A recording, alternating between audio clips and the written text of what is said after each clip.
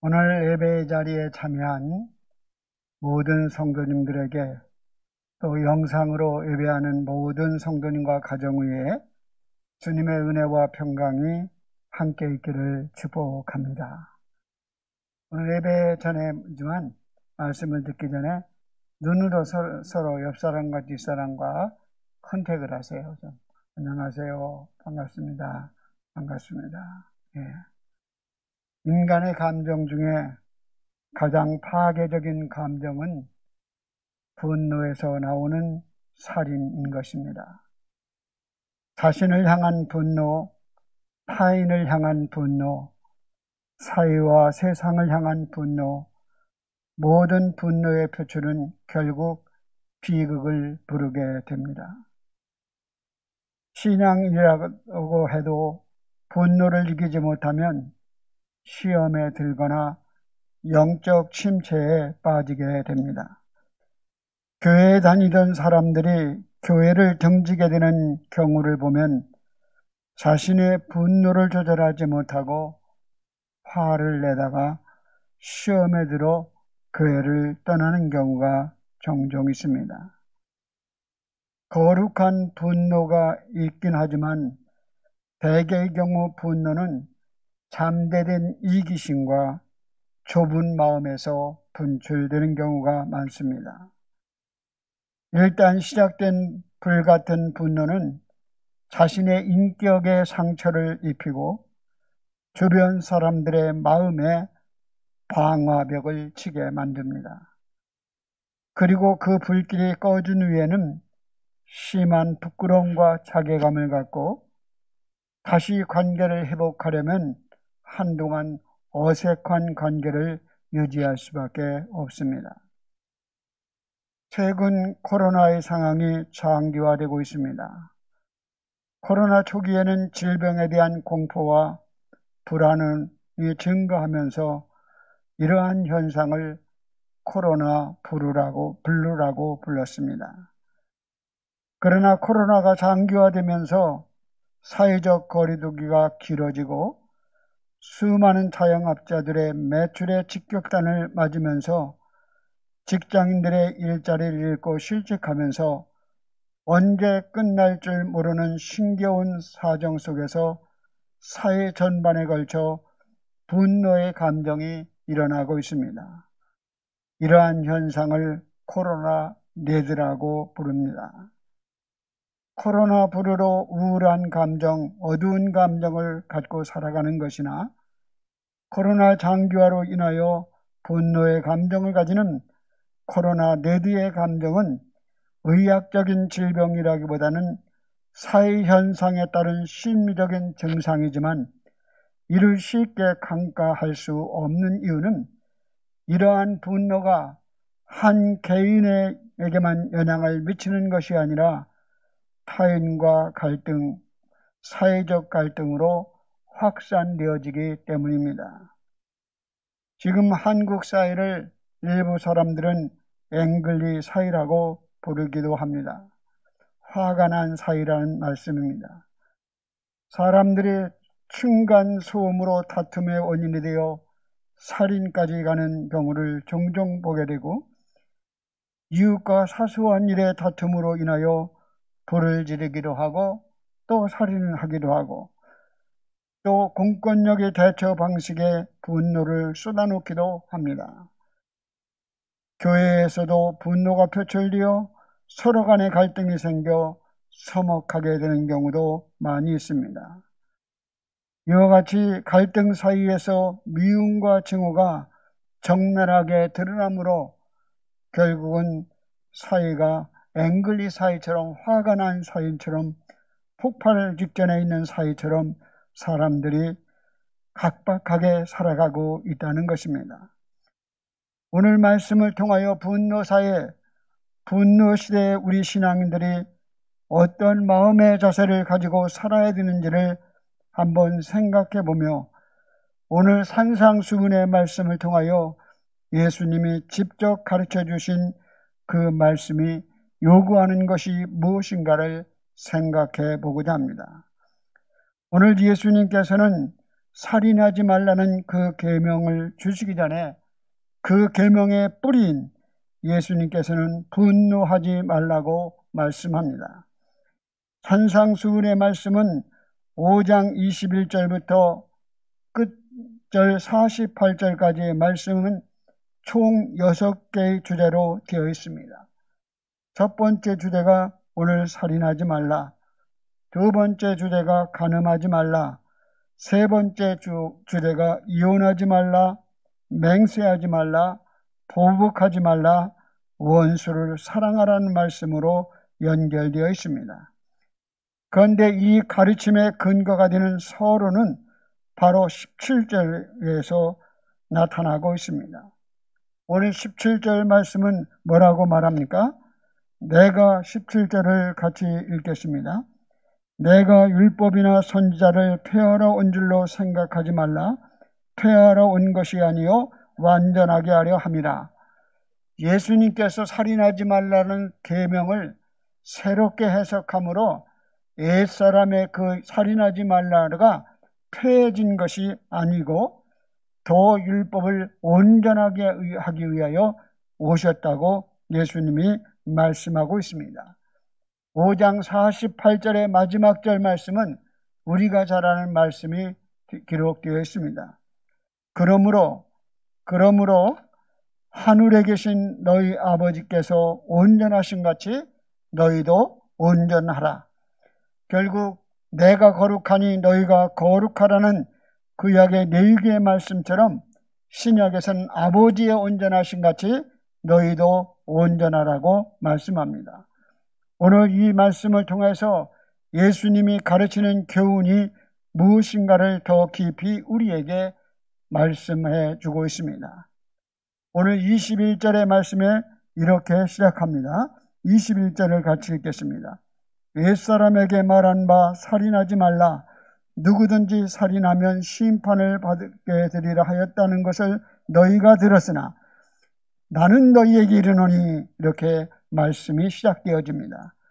여기에 말씀의 독특한 형식이 오늘 노하지 말라, 살인하지 말라만 아니라 간음하지 말라의 말씀도 그렇게 되어 있고, 다음 절에도 보면 33절에도 보면 또 옛사람이 말한 바 하며 옛사람의 율법주의자들이 너희에게 통하여 들은 그 율법에 대하여 말씀하지만 나는 이제 이렇게 말한다고 예수님의 가르침이 새롭게 다가오고 있는 것입니다.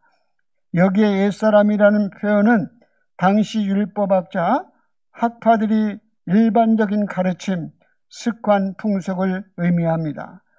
주님께서 당시 백성들에게 율법을 읽고 깨달은 바에 대하여 재하색하시고 율법의 참된 의미와를 새롭게 이해하게 하고 온전하게 하시기 위하여 예수님이 말씀하고 있습니다. 당시 율법을 읽고 깨달은 사람들이 결국은 너무나 잘못된 생각과 자신들의 무지 때문에 율법을 부분적으로 받아들이고 있고 예적인 형식만 받아들이고 있었다는 것입니다. 그래서 오늘 너희가 들었으나, 너희가 율법 선지자를 통해서 율법사들을 위해서 들었으나 내가 너희에게 이르노니 하면서 너희는 바리새인과 서기관들을 가르치고 그들이 가르침은 형식주의, 예식주의, 결국은 온전한 율법의 마음의 동기, 정신을 가르쳐 준 것이 아니라 그들은 율법의 예적인 모습을 형식만 가르쳤기에 온전한 율법을 지키지 못했다고 말씀하시고 있는 것입니다. 마태복음 6장 1절에 보면 사람에게 보이려고 그들 앞에서 너희의 의를 행하지 않도록 주의하라. 그렇지 아니하면 하늘에 계신 너희 아버지께서 상을 받지 못하리라고 말씀합니다. 율법학자들은 가르침의 교훈은 그 율법의 예적 기준이었습니다. 그 율법을 지켰느냐 지키지 않았느냐에 따라서 그것을 판단했습니다. 그러나 오늘 예수님께서 내가 너희에게 이르노니, 나는 예수님을 가르치고 그분은 율법을 완성자이신 예수님, 그 예수님께서 이르는데 뭐라고 말씀하느냐? 예수님께서 하시고자 하는 말씀은 율법을 지킨다는 것은 율법 속에 있는 진정한 의미와 근본 정신을 깨닫고 예식적인 형식적인 행위뿐만 아니라 마음의 동기까지도 주님께 온전히 드려져야 한다고 말씀하는 것입니다. 마태복음 15장 8절에 보면 너희가 입술로는 나를 공경하나 마음으로는 내게서 멀었도다. 그러므로 유대인들에게는 그 율법을 지킨다는 것이 얼마나 힘들었는지 모릅니다. 그래서 우리가 수고하고 무거운 짐 진 자들아 다 내게 오라는 말씀은 너희가 율법에 지키기 위하여 얼마나 수고하고 무거운 짐을 지느냐. 그러니 내게로 와서 그 짐을 가볍게 질 수 있는 방법을 가르쳐 주겠다는 말씀인 것입니다. 율법학자들은 행하지 않으면서도 가르쳤지만 예수님은 행하시고 가르치신 분이 있음을 말씀하셔서 율법의 완성자이심을 말씀하고 있습니다. 우리는 신앙생활하면서 우리가 가지고 있는 생각이나 행동이 옳고 옳은 것인지 잘못된 것인지를 주님 앞에 자신을 돌아보며 분별하는 일이 매우 중요합니다. 예수님께서 계명을 주실 때 부정형, 명령형으로 우리에게 주셨습니다. 부정명령형으로 주셨다는 것은 더 적극적인 행동을 요구하는 것입니다. 그 말씀은 살인하지 말라. 이 말은 다른 사람을 죽이지 않으면 그것이 살인하지 말라로 끝나는 것이 아니라 이웃을 사랑해야 된다는 말씀이 포함되고 있다는 거예요. 그러니까 우리는 이 살인하지 말라는 속에는 살인하지 말을 뿐만 아니라 이웃을 진정으로 사랑해야 한다는 것을 요구하는 것입니다. 우리는 이웃을 사랑하라는 명령을 받을 때 우리는 이렇게 생각합니다. 나는 다른 사람을 미워하지 않아요. 다른 사람을 시기하지 않아요. 내가 다른 사람에게 해로운 일을 하지 않고 있거든요. 그러니까 나는 사랑하지 않는 것이 아니에요. 사랑하고 있는 것 아니에요. 이렇게 착각하고 편견에 빠질 수가 있습니다. 그러나 주님께서 우리에게 요구하시는 그 사랑의 계명은 단순히 애적으로 사랑하는 것이 아니라 마음속으로까지 진정 사랑하고 있는가를 우리에게 묻고 있는 것입니다. 여러분, 마음에 사랑이 없으면 핑계와 이유가 많습니다. 그리고 사랑하면서도 결국은 뒤에서는 마음으로는 불평하고 원망하면서 지키는 일들이 많습니다. 진정한 예수님이 요구하시는 율법의 온전히 지키는 모습은 예적인 그러한 형식적인 것이 아니라 마음으로 주님의 은혜와 사랑을 입은 자로 감사함으로 기쁜 마음으로 순종하고 그 계명을 지켜야 함을 우리에게 깨닫게 하고 있는 것입니다. 오늘 6가지 항목 중에 첫 번째 주제인 살인에 대해서 말씀하고 있습니다.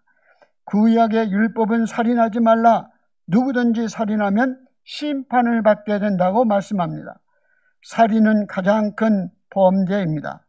사람은 하나님의 형상, 그분의 모양대로 창조되었기에 사람의 생명은 온 천하보다도 귀하다고 말씀합니다. 마태복음 16장 26절에 사람이 온 천하를 얻고도 제 목숨을 잃으면 무엇이 유익하리요? 그래서 사람들은 자신과 타인의 생명을 존귀하게 여기며 사랑해야 합니다. 하나님께서 사람의 생명을 경시하는 자세로부터 다시 경시함을 벗어나서 마음으로 사랑함으로 살인을 금하라는 말씀입니다. 살인은 타락한 사람들이 하나님께 구원받을 기회를 잃어버리게 하는 것이며, 그리고 구원받은 사람이 하나님의 나라를 세워가는 미래의 삶을 파괴하는 것과 같습니다. 오늘 예수님께서 이 살인 규정에 대해서, 율법에 대해서 더 의미 있게 새롭게 마음의 동기까지 지적하고 있습니다. 예수님이 말씀하시고자 하는 것은 살인은 직접적이고 예적으로 사람을 죽이는 것뿐만 아니라 간접적으로 눈에 보이지 않는 타인의 마음에 상처를 입히는 것도 살인과 같다고 말씀하는 것입니다. 다른 사람을 향하여 오늘 말씀에 분노를 표출하고 악한 마음으로 욕을 하고, 여기 나아가라는 표현을 쓰는데 나아가는 비었다는 의미에 우리로 말하면 무식한 놈, 골빈 놈이라는 뜻이에요. 무시하는 행위가도 살인죄에 해당한다고 오늘 말씀을 22절에 주고 있는 거예요. 그러니까 다른 사람은 육체적 생명을 하는 그것만 살인이 아니라 다른 사람의 마음을 아프게 하고 상처를 주고 욕하고 다른 사람의 인격을 무시하는 것도 살인이라고 말씀하고 있는 것입니다. 그래서 타인의 감정을 말로, 감정으로 타인의 감정을 격동시키는 것을 살인자라며 그런 사람은 심판을 받게 될 것이라고 우리에게 말씀해 주고 있습니다. 이러한 영적인 면에서의 영을 살해하는 것, 정신적인 면에서 인격을 살해하는 것, 경제적인 면에서 사업적인 살인, 정치적인 또 살인도 있습니다. 그런데 그 모든 것을 우리의 마음의 중심을 보시는 하나님께서 내 마음을 다 아신다는 거예요. 그래서 오늘 22절, 23절에 구체적으로 한 가지 예를 들면서 하나님께 예배드리러 나올 때 내 형제에게 원망 들을 만한 일이 생각나거든 먼저 그 형제와 화목하고 화해하고 난 그 후에 예물을 드리고 예배를 드리라고 말씀합니다. 이 말씀은 여러분이 예배의 자리에 나올 때 부부싸움을 하고 온다든가 또 자식들에게 어떤 불화의 마음이 상한 감정으로 오면 하나님이 기뻐 받으시는 예배를 드릴 수 없다는 것입니다. 오늘 말씀을 통해서 마태복음 18장 18절에 땅에서 풀어야 하늘에서도 풀리는 것이며 땅에서 매야 하늘에서도 매이는 것입니다.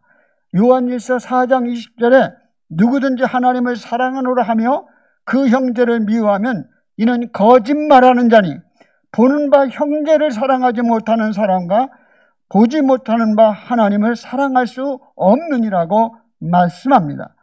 하나님 사랑과 형제 사랑을 균형 있게 하라고 강조합니다.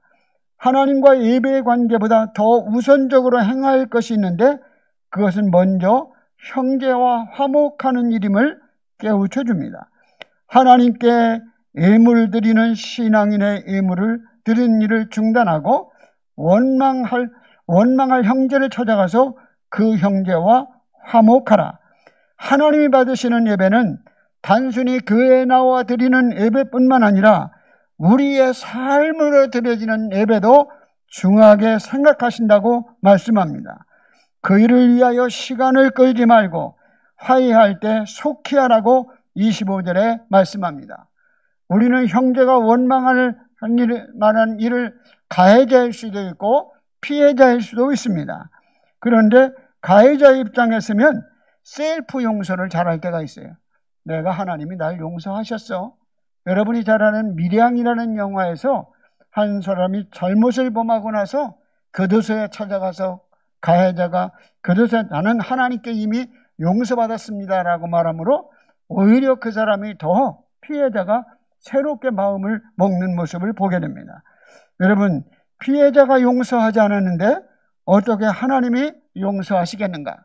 이 말씀을 통해서 결국은 셀프 용서로 우리는 위로받지 마시고 진정한 관계 속에서 오는 그러한 원망을 살 만한 일이 가해자가 되었다면 그것에 대하여 화해하고 화목하고 하나님께 예배하는 자가 되라고 말씀합니다. 왜냐하면 이러한 분노의 감정이 용서하지 못한 감정이 결국은 살인을 하게까지 나갈 수 있기 때문입니다. 에베소 4장 24절에 분을 내어도 죄를 짓지 말고 해가 지도록 분을 품지 말라. 마귀에게 틈을 주지 말라고 말씀합니다. 살인하지 않기 위하여 분노를 일으키는 원인을 상가해야 합니다. 어떤 문제로 인하여 법적 이해관계가 생기면 법정에서 옳고 그름을 따지기 전에 먼저 서로 화해하면 갈등이 해결될 수 있는 것입니다. 그래서 오늘 형제를 사랑하지 못하고 불화하면 결국 심판대 앞에 설 것임을 깨닫고 결국 하나님의 심판 앞에 서기 전에 화해할 것을 말씀합니다. 실제적으로 두 크리스찬이 서로 싸웠습니다. 어떤 문제를 가지고 가장 서로가 법정 다툼에 법원에 가게 되었어요. 그런데 그 부장 판사가 불교인이었다는 거예요. 그런데 그 부장 판사가 하는 말이 기독교인들은 싸우면 절대로 용서 안 한다면서요? 그렇게 말하더라는 거예요. 그러니까 얼마나 이 두 크리스찬이 세상 말로 말하면 쪽팔렸겠어요. 그러니까 주님이 서로 사랑하셨는데 왜 그렇게 화해하지 못하고 싸우십니까? 라고까지 얘기하더라는 거예요. 오히려 불교인인 부장판사로 인하여 하나님의 말씀이 서로 사랑하라고 예수님이 말씀하시지 않습니까? 그런데 왜 이렇게 싸우십니까? 라고 말하다는 거예요. 이 부장판사의 이야기를 들은 두 사람이 얼마나 부끄럽던지 거기서 찔림을 받고 법정에서 우리가 이렇게 불교인들까지도 창피를 당하지 말고 이제 우리 서로 화해합시다. 그래서 서로 화해하고 그냥 돌아갔다는 것입니다. 여러분, 우리의 삶 속에서 늘 진정한 화해를 이루는 길은 하나님과의 관계를 회복하는 길임을 새롭게 생각하며 주님 앞에 서야 합니다. 신앙생활은 하는 사람은 마음을 감찰하시고 심판하시는 하나님을 기억하고 하나님의 말씀으로 성령의 능력으로 분노를 다스릴 줄 알아야 합니다. 예수님께서 최종적으로 말씀하시는 것은 율법의 완성은 사랑이라는 것입니다. 사랑이 없는 계명 순종은 즐거움이 될 수도 없고 감사가 될 수도 없고 억지로 되는 거예요. 그리고 사랑이 없는 순종은 보이는 순종으로 끝나는 거예요. 그러나 사랑이 있는 순종은 내면으로 마음으로까지 주님 앞에 순종을 온전히 할 수 있는 것입니다. 여러분, 우리가 신앙인들이 마음에는 사랑과 용서의 마음, 화목과 평화의 마음이 항상 채워져 있어야만 우리는 결국 이웃사랑을 실천하고 하나님의 사랑을 안에서 이웃사랑을 실천하고 믿음으로 드려지는 예배를 주님께 기쁨으로 드릴 수 있는 것입니다. 오늘 우리는 두 번째 생각해봐야 될 것은 분노를 이겨낼 수 있는 해결책을 찾아야 합니다. 분노와 비판의 공통점은 나로부터 시작하여 다른 사람을 향하여 치명적인 상처와 피해를 입힌다는 것입니다. 그러기에 문제의 출발점은 나 자신에게 있을 때가 많습니다. 우리 스스로가 나 자신을 통제하고 조절할 수 있다면 얼마나 좋겠습니까? 예수님에 대한 깊은 깨달음이란 예수님의 성육신 사건, 그러니까 말씀이 육신이 되어 우리 가운데 오신 성육신 사건과 예수님의 십자가 사건을 의미를 깊이 깨달으면 우리로 하여금 분노를 이기고 살인하지 않고 이웃을 사랑할 수 있다는 말씀입니다. 예수님의 성육신 사건에 보여준 핵심은 자기 비움입니다. 아버지와 동등된 위치에 있음에도 불구하고 자기를 비워 종의 형체를 입으시고 이 세상에 오신 예수님을 생각하면, 하나님이 인간의 모습을 입으시기까지 낮아지셨다고 생각하면 우리들도 결국은 주님을 스스로 주님이 낮추신 모습을 생각하면 자신을 버리고 자신을 낮추고 자기를 비운 사람이 남을 향하여 무시하고 분노할 수 없다는 것입니다. 그러므로 우리는 성육신하신 예수님을 기억하며 우리도 자기 비움의 삶을 통하여 다른 사람에 대하여 분노하거나 다른 사람을 감정을 상하게 하는 일을 하지 말아야 한다는 말씀입니다. 또한 예수님의 십자가 사건의 핵심입니다. 예수님의 십자가 사건은 예수님의 죽으심은 하나님과 우리를 화목하게 하심이라고 말씀하셨지 않습니까? 하나님께서는 죽을 수밖에 없는 우리 죄인인 인간들을 자신의 아들 십자가에 죽으실 만큼 우리를 사랑하셨습니다. 그리고 예수님께서 그 뜻에 순종함으로 하나님과 인간 사이를 화평하게 화목하게 만드셨습니다. 그러므로 십자가 안에 있는 사랑과 화평을 깊이 깨달은 사람은 다른 사람을 향하여 분노하거나 정죄하거나 상처 주지 않고 공동체의 화목을 깨뜨릴 수 없는 것입니다. 이와 같이 분노와 심판을 그치려면 우리는 성육신을 통하여 자기 비움이 이루어지고 십자가 사건을 통하여 사랑과 화평을 추구하는 삶을 살아가는 사람이 되어야 합니다. 오늘 우리는 말씀에서 20절의 말씀을 함께 읽겠습니다. 5장 20절. 내가 너희에게 이르노니 너희 의가 서기관과 바리새인보다 더 낫지 못하면 결코 들어가지 못하리라. 이게 무슨 말씀입니까? 내가 너희에게 이르노니 너희가 서기관과 바리새인보다 더 낫지 못하면, 엄청 서기관과 바리새인은 여러분보다 몇 배 의롭게 살려고 노력하는 사람들입니다. 심지어 성경의 하나님의 말씀을 두려워서 읽지도 못하는 사람들입니다. 최소한도 서기관과 바리새인들은 일주일에 한 번 이상은 금식하는 사람들입니다. 그렇게 말씀을 지키는 사람들, 너희가 그보다 더 해야 된다. 서기관과 바리새인들의 의가 우리가 천국에 들어가는 커트라인이라면 우리는 어떻게 생각합니까? 도저히 할 수 없구나. 우리는 율법을 지킬 수 없구나. 우리는 정말 연약하구나.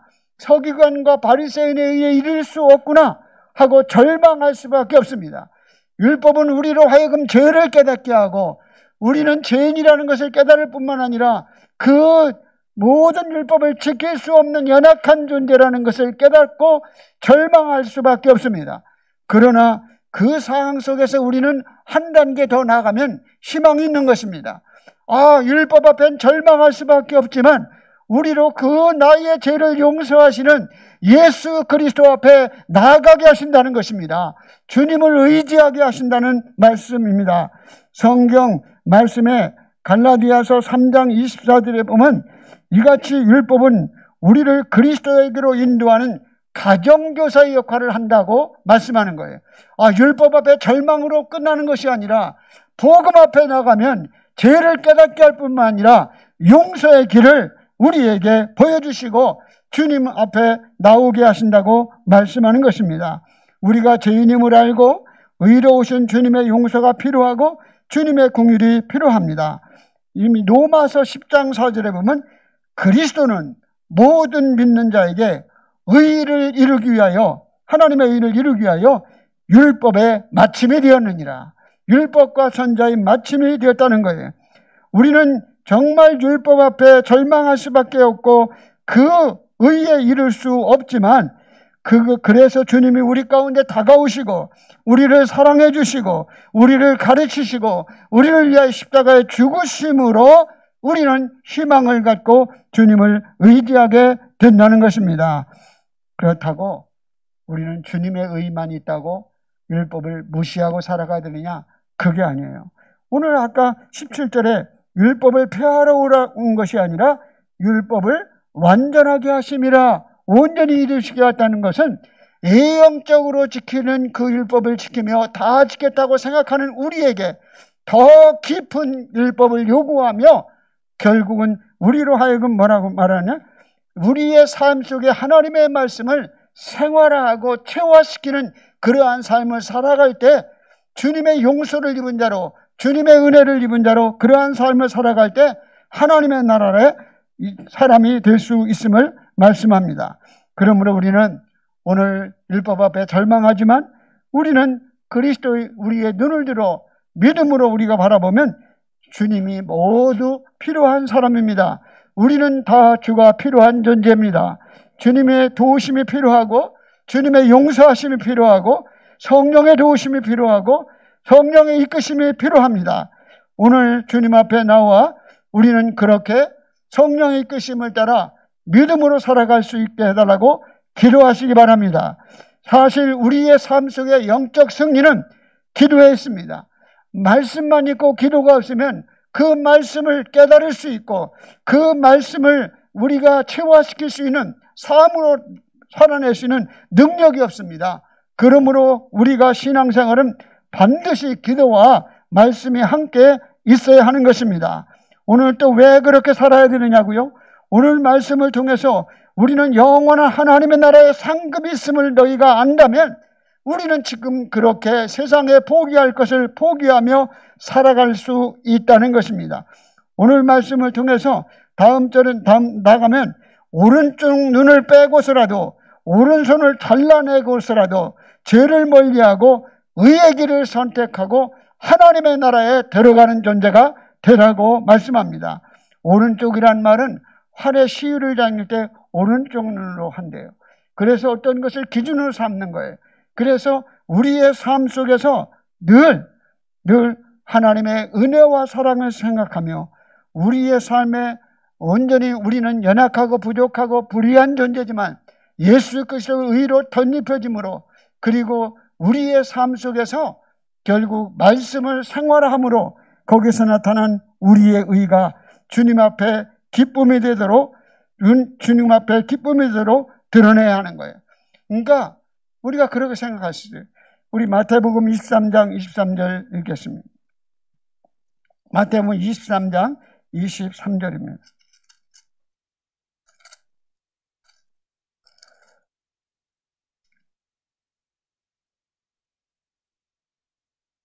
화 있을진저 예식하는 서기관들과 바리새인들이여 너희가 박하와 희양과 근처의 11조를 들이되 율법에 더 중한 바 정의와 긍휼과 믿음을 버렸도다.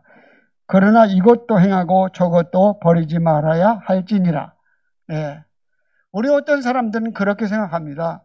율법에는 11조를 하라고 했지만 그러나 신약의 복음은 11조가 없습니다라고 말합니다. 그러나 오늘 예수님께서 말씀하시는 내용은 뭐라고 말씀하느냐?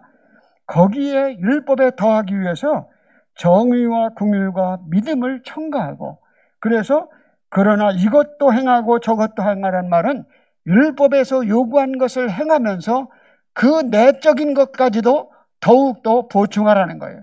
그러니까 신약적인 11조의 개념은 주님을 진정 사랑한다면 내가 율법이기 때문에 지키지 않아도 된다는 것이 아니라 주님을 진정 사랑한다면 11조보다 더 큰 헌신과 사랑을 우리에게 요구하고 있다는 것을 깨달아야 합니다. 오늘 예수님이 그렇게 분명히 말씀하잖아요. 이것도 행하고 저것도 버리지 말라. 결국은 예적인 율법의 순종도 행하고 그리고 내적인 우리의 삶 속에 행해야 될 것도 하지 말라. 우리는 주님을 은혜와 사랑을 입은 자로 주님의 의로 입은 자로 주님의 옷을 그리스도의 옷을 덧입은 자로 오늘도 우리의 삶이 주님의 마음 내적으로 외적으로 주님의 말씀을 지키는 사람이 되기 위하여 하나님을 사랑합시다. 하나님을 사랑합시다. 사랑 안에서 행하면 여러분들이 이 모든 것들을 다 극복해 나가십니다. 사랑이 없으면 교회를 사랑하면 교회를 자꾸 오고 싶습니다. 교회를 사랑하면 교회의 어떤 문제에 대해서 관심을 갖게 되고 교회의 모든 걸 생각을 해요. 그러나 사랑하는 마음이 없으면 어떻게든지 교회를 안 오려고 해요. 핑계대고 이 핑계 저 핑계대요. 여러분 주님을 사랑하면 자꾸 예배하고 싶어요. 그리고 주님을 가까이 하고 싶어요. 만나고 또 만나도 좋아해요. 여러분의 마음속에 내적인 회복도 예적인 형식으로만 드려지는 주일 예배가 아니라 정말 주님의 사랑의 마음을 담고 드려지는 주일 예배가 될 때 주님의 기쁨이 되고 그리고 형제간의 화목하고 분노를 깨뜨리고 그들과 화해하며 삶으로 드려지는 예배가 순종되어질 때 여러분이 하나님이 기뻐 받으시는 예배를 드릴 수 있다고 우리에게 말씀해 주고 있습니다. 오늘도 그러한 신앙의 승리가 여러분에게 있기를 바랍니다. 주님 덕분에 살아가시는 존재입니다. 주님 덕분에 오늘도 승리하시는 존재임을 깨닫고 늘 주님의 은혜 안에서 믿음을 승리하는 여러분이 되시기를 주의 이름으로 축복합니다. 우리 기도드리기 전에 우리 사랑 자매님이 주가 필요해라는 찬양이 있어요. 주가 필요해. 네. 가사가 띄워주면 좋은데 가사가 띄워지나요? 네. 네. 주가 우리 모두가 주님이 필요하다. 그 찬양입니다. 그래서 그 찬양을 듣고 아시는 분들은 후렴 부분만이라도 따라 해주시기 바랍니다. 주가 필요해.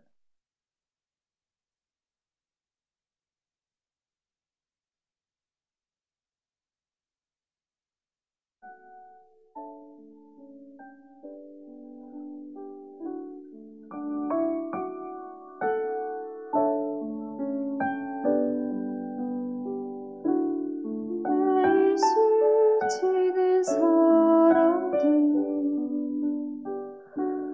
내게 뭘 원하나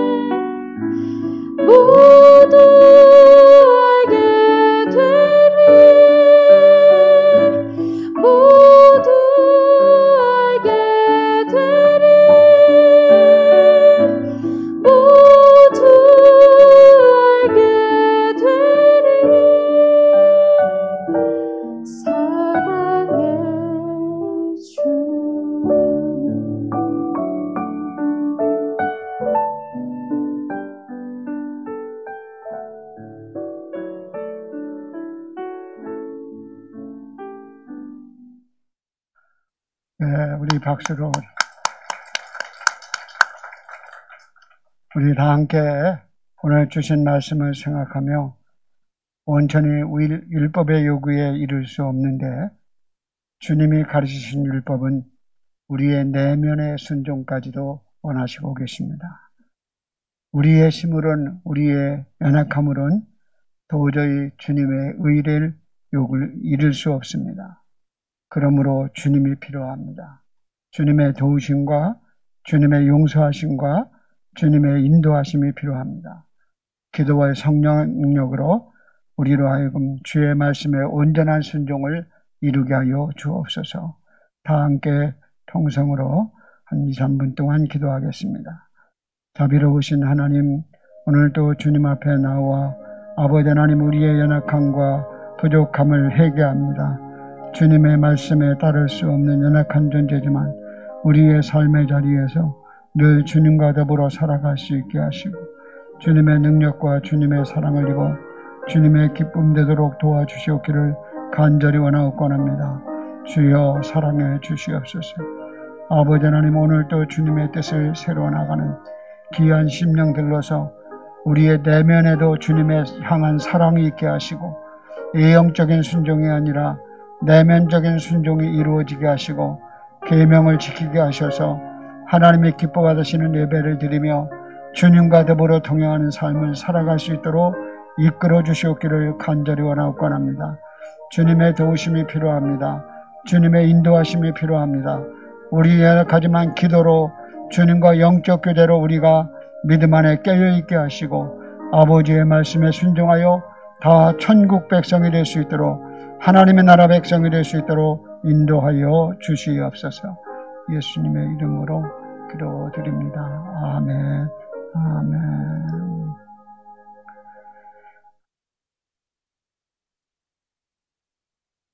생명의 율례를 지켜 행하여 죄악을 범하지 아니하면 그가 반드시 살고 죽지 아니하리라. 아멘.